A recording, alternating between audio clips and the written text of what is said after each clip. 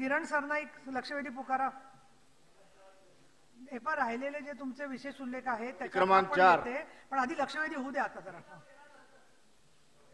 नंतर सभापती महोदया वितरित केल्याप्रमाणे तोपर्यंत थांबायचं. सन्मान्य सभापती महोदया, दिनांक 6 फेब्रुवारी 2023च्या शासन निर्णयानुसार प्राथमिक, माध्यमिक व उच्च माध्यमिक शाळा वर्ग तुकड्यांना अनुदानास पात्र करून शासनाने 1100 कोटी रुपये वितरित केल्याबद्दल शासनाचे मी मनापासून आभार मानतो. विशेष करून आमच्या शिक्षण मंत्र्याचे मनापासून आभार मानतो की त्यांच्या कार्यकालात फार मोठा ऐतिहासिक निर्णय हा झालेला आहे. परंतु माझा प्रश्न असा आहे की प्राथमिक, माध्यमिक व उच्च माध्यमिक शाळा वर्ग तुकड्यांचे प्रस्ताव हे संचालक स्तरावर प्रलंबित असून त्या शाळांचे मूल्यांकन देखील सन 2019 मध्ये झाले असल्याने माननीय मंत्री महोदय, अशा शाळांचे प्रस्ताव शासन स्तरावर बोलावून कधीपर्यंत या शाळांना अनुदान घोषित करणार आहात? हा माझा पहिला प्रश्न. माझे 4 प्रश्न आहेत, मी 2 पहिले मांडणार. दुसरा प्रश्न माझा असा आहे की 6 फेब्रुवारी 2023च्या शासन निर्णयानुसार विविध कारणामुळे अपात्र ठरलेल्या शाळा व वर्ग तुकड्यांना आपण स्वयंअर्थक घोषित करणार आहात असे सांगितले होते. परंतु मंत्री महोदय, या शाळांवर 10 ते 20 वर्ष सेवा केल्यानंतर अशा प्रकारे शाळांना स्वयंअर्थसहित घोषित केल्यास कर्मचाऱ्यांचे पूर्ण आयुष्य उद्ध्वस्त होईल. त्यामुळे असे न करता आपण त्यांना काही अटी व शर्ती सह पुनश्च संधी देणार का? माझे 2 प्रश्न मी नंतर पुन्हा विचारेन. मंत्री महोदय. सभापती महोदया, ज्यांचे उशिरा अर्ज प्राप्त झालेले आहे पुढच्या 1 महिन्यामध्ये त्यांचे सुद्धा प्रस्ताव आम्ही पाठवायला सांगितलेले आहेत आणि त्याला मान्यता घ्यायला लागेल आणि ती मान्यता मिळाल्यानंतर त्याच्या संदर्भात आम्ही निर्णय घेऊ आणि पॉझिटिव्ह निर्णय घेऊ. हे भाग 1 आहे. आणि दुसरा जो आपण प्रश्न विचारलेला आहे की जे याच्यामध्ये अपात्र ठरतील त्यांचं काय, शेवटी हा विषय कधीतरी संपवायलाच लागतो. बघा, मागणी फक्त 300 कोटीची होती. आम्ही देताना 1100 कोटी का दिले? तर शिक्षण खात्यातले सगळे प्रश्न सोडवायचे आहेत म्हणून 1100 कोटी रुपयाची तरतूद केलेली आहे. पात्रताच्या ह्याच्यामध्ये जे लोक अपात्र होत होते त्याच्यानंतर मी सर्व आमदार महोदयांच्या बरोबर मीटिंग घेतल्या. आपल्याला जे काही शिथिल करायचं होतं त्या सगळ्या शिथिल केल्या. परंतु काही ठिकाणी विद्यार्थी संख्या सुद्धा भरत नाही. अनेक अडचणी आहेत जे रेग्युलराईज करता येतं. त्या सगळ्या बाबींच्या बद्दल मी पुन्हा एकदा अहवाल मागवलेला आहे. पण कुठल्याही परिस्थितीमध्ये हा विषय आता पेंडिंग ठेवता येणार नाही. एकदा अनुदान सुरू झाल्यानंतर, आपण मागच्या वेळेला बघा 7-7 वर्षानंतर अनुदान पहिल्यांदा 20% मिळालं. अशी पद्धत आम्हाला अडॉप्ट करायची नाही आहे. एकदा सगळ्यांना अनुदानाच्या टप्प्यावर आणल्यानंतर पुढचा टप्पा जो मिळेल सर्वांना एका वेळेला मिळेल. ज्या शाळा एलिजिबल होणार नाहीत त्यांना स्वयंअर्थघोषितमध्ये यायलाच लागेल आणि त्यांना त्या शाळा चालवायच्या नसतील तर आम्ही त्यांची अन्यत्र त्या विद्यार्थ्यांची व्यवस्था करू. परंतु कुठल्याही परिस्थितीमध्ये शालेय शिक्षणाला शिस्त आलीच पाहिजे हे मी पूर्वी सुद्धा जाहीर केलेलं आहे. आणि याच्यानंतर सभापती महोदय, मी जाहीर केलेलं आहे की हे प्रश्न आपण नाही सोडवले तर विद्यार्थ्यांवर आपण कधी लक्ष केंद्रित करणार? विद्यार्थ्यांसाठी शालेय शिक्षण विभाग आहे आणि त्याच्यामुळे जे जे प्रश्न आपण मांडले याच्यानंतर सुद्धा आणि काही शिल्लक असेल मी पुन्हा आपली आणि एकदा मीटिंग लावतो. परंतु कुठल्याही परिस्थितीमध्ये हे संपलं पाहिजे, नाहीतर विद्यार्थ्यांवर लक्ष केंद्रित करणं शक्य होणार नाही. आपण कुठल्याही परिस्थितीमध्ये महाराष्ट्र मागे पडता कामा नये, महाराष्ट्राच्या विद्यार्थी मागे पडता कामा नये. महाराष्ट्राचा नेहमीच भारतामध्ये पहिला क्रमांक राहिलेला आहे. तो पुन्हा एकदा आणायचा असेल तर खूप परिश्रम हे विद्यार्थ्यांवर घ्यायला लागतील. आणि म्हणून सभापती महोदय, ह्याची संबंधित नाही परंतु मी सांगितलेलं आहे प्रत्येक वेळेला विद्यार्थ्यांना तिथं शाळेमध्ये ठेवायचं आणि इथं आपले प्रश्न घेऊन यायचं हे कुठेतरी थांबायला लागेल. मला या संदर्भात सुद्धा कडक भूमिका घ्यायला लागेल. कुठल्याही परिस्थितीमध्ये विद्यार्थ्यांना तसं टाकून कोणालाही यापुढे ते मुंबईला असेल, नागपूरला असेल येता येणार नाही. कारण विद्यार्थी हा महत्वाचा असतो आणि त्याच्यासाठी हा सगळा खटाटोप आहे. आणि तुम्हाला काही प्रश्न असतील आणि माझी वेळ मागितली, मी प्रत्येक वेळेला वेळ देतो, आपल्याला तर देतो परंतु सगळ्या संघटनांना सुद्धा देतो. त्याच्यामुळे संघटनांना वेळ देत असताना, संघटना कशासाठी असतात की एकत्रित सर्वांचे प्रश्न मांडण्यासाठी असतात, त्यांना जर वेळ देत असेल तर ह्याच्या पुढच्या काळामध्ये माझी सर्वच सदस्यांना विनंती आहे की हे कुठेतरी थांबावं आणि सर्वांनीच असे प्रयत्न करावे की आपण विद्यार्थ्यांच्या हितावर लक्ष केंद्रित करा. मंत्री महोदय, आपण संचालक स्तरावरती ज्या याद्या प्रलंबित आहेत, मूल्यांकन झालेलं आहे, त्यांना अनुदान देण्यासाठी त्या याद्या महाराष्ट्र लेवल आपल्या मंत्रालयात बोलून त्यांना वेतन अनुदान देण्यात यावं. माझा तिसरा प्रश्न असा आहे की शासन निर्णय 12, 15 व 24 फेब्रुवारी 21 शासन निर्णयाच्या अधीन राहून 30 दिवसात त्रुटी पूर्तता केलेल्या प्राथमिक, माध्यमिक व उच्च माध्यमिक शाळा व वर्ग तुकड्यांना वाढीव टप्पा अनुदान आपण देणार का? आणि चौथा माझा प्रश्न असा आहे की दिनांक 6 फेब्रुवारी 2023च्या शासन निर्णयानुसार पात्र शिक्षकेतर कर्मचाऱ्यांसाठी दिनांक 24/4/23च्या शासन निर्णयातील अटी शिक्षकेतर कर्मचारी पूर्ण करू शकत नसल्यामुळे आपण त्यामध्ये शिथिलता आणणार का? जसे UDIS मध्ये त्यांचे नाव नसते, त्यांचे बोर्डाचे पेपर तपासणीसाठी त्यांच्याकडे येत नसतात, शिबिरामधल्या त्यांच्या मान्यता नसतात, त्या 11 पैकी जे 6 निकष पूर्ण करणार होते त्याच्यातले काही निकष हे करून शिक्षकेतर कर्मचाऱ्यांचे जे मान्यता झालेले आहेत त्यांना आपण दिलासा देणार का? सभापती महोदया, शिक्षकेतर कर्मचाऱ्यांचा जो प्रश्न आहे तो न्यायालयामध्ये पेंडिंग आहे. आम्ही असं सुद्धा म्हटलेलं आहे की ती एक ठराविक कॅटेगरी आहे, ते सोडून इतर तरी आम्हाला शिक्षकेतर भरती करायला द्या असं म्हणणं मी न्यायालयासमोर मांडायला सांगितलेलं आहे. मान्य झालं तर आम्ही शिक्षकेतर कर्मचाऱ्यांची भरती सुद्धा सुरू करू, आम्हाला कुठलीही अडचण नाही. अनुदान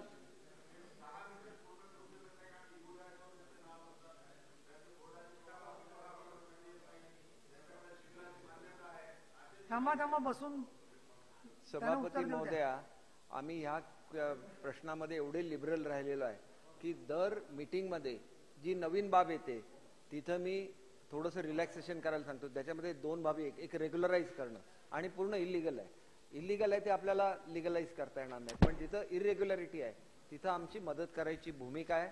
मी आता सुद्धा आपल्याला सांगतो की जवळजवळ आपल्या प्रश्नावर 1-1 तास मी एक पूर्ण तास हा प्रश्नोत्तराचा हे केलेला आहे. तुम्हाला आणि काही शंका असतील तर अनेक मीटिंग मी परत मुंबईला पोहोचल्याबरोबर घेतो आणि दरम्यानच्या काळामध्ये मला हे अहवाल सुद्धा प्राप्त होतील, त्याच्यावर निर्णय घेऊ. पण त्याच्यावर निर्णय झाल्यानंतर उरलेल्यांना याच्यामध्ये विचार करता येणार नाही. त्रुटी जे शिक्षक आहेत त्यांना आताच्या टप्प्यामध्ये घेतलेला आहे आणि त्याच्यामुळे वेगळा विचार या संदर्भात करता येणार नाही. ज्याला आपण म्हणतो की सगळ्यांना एका वेळेला एक न्याय मिळेल त्यावेळेला त्या तत्वाशी आपल्याला धरून असेच निर्णय घ्यायला लागतील. सन्माननीय विक्रम काळे, आता जे उत्तर दिलंय ना त्याच्या पुढचा प्रश्न विचारा. तुम्ही आता अनुभवी आमदार आहात बरं का? सभापती महोदय, त्या दिवशी सुद्धा मंत्री महोदयांनी माझा प्रश्न होता आणि त्याच्यावर सविस्तर उत्तर या अनुदानाच्या बाबतीमध्ये दिलेलं आहे. पण मंत्री महोदय, एक गोष्ट या निमित्ताने मी अधोरेखित करतो की आपण आझाद मैदानावरती आपण स्वतः गेला होता जेव्हा त्यांचं परवा आंदोलन झालं 30 तारखेला. तुम्ही गेलात, निवेदन घेतलं आणि त्यांना आश्वासित केलं की बाबा जानेवारी अखेरपर्यंत आम्ही पुढचा टप्पा देऊ. तर ठीक आहे, म्हणजे तुम्ही असं म्हणालात असं त्यांनी सगळ्या सोशल मीडियावरती ही बातमी कालपासून फिरते की मंत्री महोदयांनी शब्द फिरवला का, मंत्री महोदय देणार आहेत की नाहीत, कारण पुन्हा आचारसंहिता लागणार आहे. तर या निमित्तानं एक राज्यातल्या सर्व शिक्षक कर्मचाऱ्यांना अस्वस्थ करावं की आता आपण त्या दिवशी म्हणाला होता की आता आपण जे अनुदान दिलं 1160 कोटी ते वितरित झालं पाहिजे. ही तुमची भावना आहे, तीच आमची भावना आहे की हे सगळ्यांना मिळालं पाहिजे. त्याच्यामध्ये काही त्रुटी आहेत शिक्षकेतरच्या बाबतीमध्ये आहेत, जसं सरनाईक साहेबांनी सांगितलं, आपण सांगितलं मीटिंग घेऊन आपण त्या दूर करू. निश्चितपणाने आम्ही त्याच्यामध्ये आपणाला मदत करू, त्या दूर होतील. पण मुख्य जी अडचण सभापती महोदय आणि मंत्री महोदय की आता चालू वर्षाची संच माहिती आतापर्यंत व्हायला पाहिजे होती पण ती झाली नाही. म्हणजे आता डिसेंबर संपतोय, आपली 30 सप्टेंबर शेवटची तारीख असते प्रवेशाची, ती पण संपून गेली. पण संच माहिती झाली नसल्यामुळं अनेक शाळात आता पटसंख्या वाढली. म्हणजे एखादा शिक्षक जर गेल्या वर्षीच्या संच माहितीत अतिरिक्त झाला असेल तर या वर्षी त्याच्याकडे संख्या आहे, तो तिथंच राहू शकतो. त्याच्यामुळं अतिरिक्त आपण त्याला लगेच करतोय आणि दुसरीकडे पाठवतोय. ते कुठेतरी थांबवावं लागेल आपल्याला, कारण या वर्षीची संच माहिती करणं हे पण गरजेचं आहे.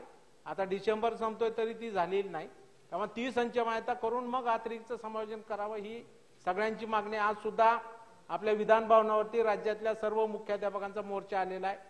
त्या मागणीसाठी सुद्धा त्यांची त्यातली एक मागणी आहे, त्यांच्यासोबत आपण बैठक घ्यावी ही माझी विनंती आहे. आणि राज्यातल्या शिक्षकांना हे आश्वस्त करणार का की पुढचा जो टप्पा आहे त्यांचा, तर जे नव्याने येतील ते 20% येणारच आहेत, पण जे ऑलरेडी 20 घेतात, 40 घेतात, 60 घेतात, त्यांना पुढील टप्पा आपण किमान या अर्थसंकल्पात मंजूर करणार का, याबाबतचं उत्तर राज्याला द्यावं. सभापती महोदया, मी स्पष्ट शब्दामध्ये त्यावेळच्या मोर्चाच्या वेळेला सांगितलेलं होतं की एक टप्पा पूर्ण झाल्यानंतर एका वर्षानंतर दुसरा टप्पा येतो. अनेक लोकांना 3 महिने झाले, 4 महिने झाले, 5 महिने झाले. कारण मी आपल्याला हे बघा असा डिफरन्शिएट करता येणार नाही. मी स्पष्ट शब्दामध्ये सांगितलेले आहे, एका वेळेला एक टप्पा पूर्ण करण्यात येईल. त्याच्यानंतर दर सप्टेंबर महिन्यामध्ये संच मान्यता होते. ऑक्टोबर महिन्यामध्ये हा प्रस्ताव शासनाकडे येऊन डिसेंबरच्या पुरवणी मागण्यामध्ये आम्ही मागू. आणि आमची अशी भूमिका आहे की दर वर्षाला टप्पा पूर्ण करून याच्यामध्ये हा विषय संपवला पाहिजे. परंतु शासनाचे सुद्धा मर्यादा असतात, अर्थ खात्याकडे ते पैसे उपलब्ध असायला लागतात. त्याच्यामुळे आमच्याकडून हा प्रस्ताव टप्पा अनुदानाचा 31 डिसेंबरला आम्ही सगळं पूर्ण करू आणि आम्ही पुढच्या 31 डिसेंबरला ह्याची मागणी करू, पुरवणी मागणी. आणि त्याच्यामध्ये शासनानं आम्ही हे पैसे उपलब्ध करून दिल्यानंतर आम्ही त्याची अंमलबजावणी करू. एका वेळेला सर्व लोकांना जे आता टप्पा अनुदानावर आलेले सर्वांना टप्पा मिळेल. सन्माननीय सतीश तांबे. आता जो प्रश्न लक्षवेधीच्या माध्यमातून मांडला, सर्वप्रथम तर मी आपल्या माध्यमातून शिक्षण मंत्री महोदयांचं अभिनंदन करतो की ते अतिशय सकारात्मक आहेत आणि शिक्षण विभागाला कशा पद्धतीने काम करता येईल याच्यावर त्यांचा सातत्याने प्रयत्न चालू आहे. बैठकही आपल्या निर्देशानुसार त्यांनी घेतली, अनेक निर्णय आपण घेतलेले आहेत साहेब, त्याबद्दल आपले आभार साहेब. याचा एक सगळ्यात मूळ जो आहे तो एक प्रश्न मला विचारायचा आहे की राईट टू सर्व्हिस नावाचा ऍक्ट हा आपल्या महाराष्ट्र शासनामध्ये लागू आहे. राईट टू सर्व्हिस ऍक्ट प्रमाणे प्रत्येक काम एक ठराविक कालावधीमध्ये होणं हे कायद्याने बंधनकारक आहे. आज काय होतंय की हे जे प्रस्ताव, हा जो प्रश्न आता किरण सरनाईक साहेबांनी मांडला, 1.5 वर्षानंतर 2-2 वर्षानंतर त्रुटी काढल्या जात आहेत. मी संचालक आपल्या आयुक्तांना पत्र लिहिलेलं आहे साहेब 6-12 तारखेला. नाशिक मधलं एक प्रकरण असं आहे, त्या शिक्षकांच्या वाढीव पदांच्या मान्यतेसाठी 1.5 वर्षानंतर त्रुटी काढलेली आहे. आणि कुठं काढली त्रुटी? मंत्रालय स्तरावर काढली. मग जो दाखल करून घेणारा जो क्लर्क आहे त्याचं काम नाहीये का की त्रुटी पुरतं असलेलाच त्यांनी प्रस्ताव दाखल करून घेतला पाहिजे? तर राईट टू सर्व्हिस ऍक्ट मधून पळवाट काढण्यासाठी शिक्षण विभागाचे कर्मचारी आणि अधिकारी हे अशा पद्धतीने वरच्या स्तरावर एक त्रुटी काढत राहतात आणि त्याच्यातून फार मोठा त्रास लोकांना होतोय.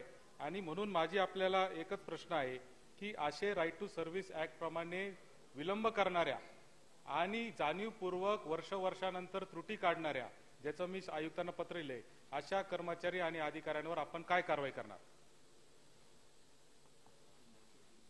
सभापती महोदय, एक महत्वाचा प्रश्न असा आहे की नेमके कुठले कागदपत्र असावे याच्याबद्दलचं क्लिअर कट सर्क्युलर मी काढायला सांगेन, जेणेकरून असे प्रश्न भविष्यामध्ये उद्भवणार नाही. आणि एकदा कमिशनर ऑफिसकडून शासनाकडे आल्यानंतर तो प्रस्ताव तपासायलाच लागतो. कारण शेवटी शासनाकडून काही त्रुटी निघाली असली तर त्याची सुद्धा पूर्तता व्हायला लागते. त्याच्यामुळे अशा प्रकरणामध्ये खरोखर मुद्दाम त्रुटी काढलेली आहे की त्रुटी होती आम्ही पडताळून बघू. परंतु केवळ त्रुटी काढली म्हणून कुठल्याही अधिकाऱ्यावर कारवाई करता येणार नाही. कारण अशी केली तर मग सत्य काय पडताळून बघण्याची गरजच लागणार नाही. सभापती महोदय, आपल्याला आणि सन्माननीय आमदार साहेब, मी आपल्याला सांगू इच्छितो, कोट्यावधी रुपये शासनाचे मागचा फरक म्हणून अनेक संस्थांनी घेतलेत. एक आपल्या नाशिक मधलीच अशी संस्था आहे की ज्यांनी 500 कोटी रुपये अनधिकृतप्रमाणे सायफन केले आहेत शासनाकडून. मग अशा लोकांना आपण सोडायचं का? त्याच्यावर आम्ही 500 कोटी रुपये त्याच्यावर आम्ही FIR दाखल केली आहे. परंतु सभापती महोदय, मी आपल्याला सांगू इच्छितो की हे पैसे त्या संस्थेच्या संचालकांकडून वसूल करण्याच्या संदर्भात सुद्धा योग्य कार्यवाही करा असे सुद्धा आदेश मी दिलेले आहेत. कारण शासनाच्या पैशाला शेवटी हा गोरगरिबांसाठी असलेला पैसा आहे. केवळ शिक्षकांच्या जुन्या नेमणुका दाखवायच्या नाही, मी तसं डिस्क्लोज करू शकणार नाही. परंतु मी आपल्याला उदाहरणार्थ सांगितलं की ही रक्कम ही जवळजवळ याच्या आसपास आहे, 400 ते 500 कोटी रुपयाच्या संदर्भात. मग एवढ्या जर मोठ्या संस्था आहेत आणि त्या शासनाकडून एवढ्या मोठ्या प्रमाणात पैसे जर घेत असतील अनधिकृतप्रमाणे किंवा खोटे कागदपत्र करून, तर आम्ही मोठ्या प्रमाणात मोहीम चालू केलेली आहे की जेणेकरून पुढच्या काळात असं होणार नाही. आम्हाला जर विद्यार्थ्यांना साधं एक अंड्याचं, आम्ही अनेक वर्षाची मागणी होती की आम्हाला अंडी द्या म्हणून, एकाला अंडी द्यायला सुद्धा 140 कोटी रुपये लागतात. आम्हाला विचार करायला लागतो. पहिल्यांदा मी अंडी द्यायला सुरुवात केली, जे व्हेजिटेरियन आहेत त्यांना केळी द्यायला सुरुवात केली. परंतु कधीतरी आम्ही विद्यार्थ्यांवर खर्च करणार की नाही की आमचे पैसे असेच आपण दुसऱ्या कामासाठी लोकांनी आमचे पैसे सायफन करायचे. हा पैसा सुद्धा एकदा ह्याला शिस्त आणल्यानंतर जास्तीत जास्त पैसे विद्यार्थ्यांवर कसे खर्च करता येईल हा आमचा प्रयत्न राहील. यंदा सुद्धा आम्ही सगळ्यांना युनिफॉर्म्स दिले, सगळ्यांना शूज दिले, सॉक्स दिले, वह्या दिल्या, तो खर्च त्यांची स्कॉलरशिप वाढवली. अशा तऱ्हेने आपल्याला एक धोरण घ्यायला लागेल की ज्याच्यामधून प्रोत्साहन मिळेल. माझी शाळा सुंदर शाळा, जवळजवळ 87 कोटी रुपये हे मुलांच्या वेगवेगळ्या त्या शाळांना बक्षीस म्हणून दिले जाणार. शाळांची परिस्थिती सुधारेल, तिथं एज्युकेशनचा दर्जा सुधारेल, असं आपल्याला करायला लागेल. आणि अशा बाबतीत कठोर कारवाई करायला लागेल. तेव्हा आपल्या सर्वांचं सहकार्य मला अपेक्षित आहे की अशा रीतीने जर कोण चुकीने वागत असेल, आपण मांडलेला मुद्दा मी मान्य करतो की राईट टू सर्व्हिसेस याच्या खाली कुठले कागदपत्र लागतात, आम्ही पुन्हा एकदा सर्व कागदपत्रांची यादी देऊ. आम्ही सूचना देऊ की तुम्ही या सगळ्या कागदपत्रांची पूर्तता केलेले प्रस्तावच पाठवा आणि त्याच्यानंतर जर कोणी असं वागलं तर त्याच्यावर आम्ही कारवाई करू. ठीक आहे. आता ही लक्षवेधीचं चर्चा भरपूर झालेली आहे. म्हणणं आहे बघा, यावर्षी जर संच मान्यतेप्रमाणे काय? वाढलं तर त्याला आम्ही पुन्हा घेण्याचा विचार होऊन करू, गेली त्याच्या आता, परत संदर्भातली येते पॉलिसी ठरवू. परंतु पूर्वीच्या झालं संच लक्ष. मान्यते, कारण आता जवळजवळ 650 लोकांनी, 650 संस्थांनी आपल्या मागण्या नोंदवलेल्या आहेत पोर्टलवर.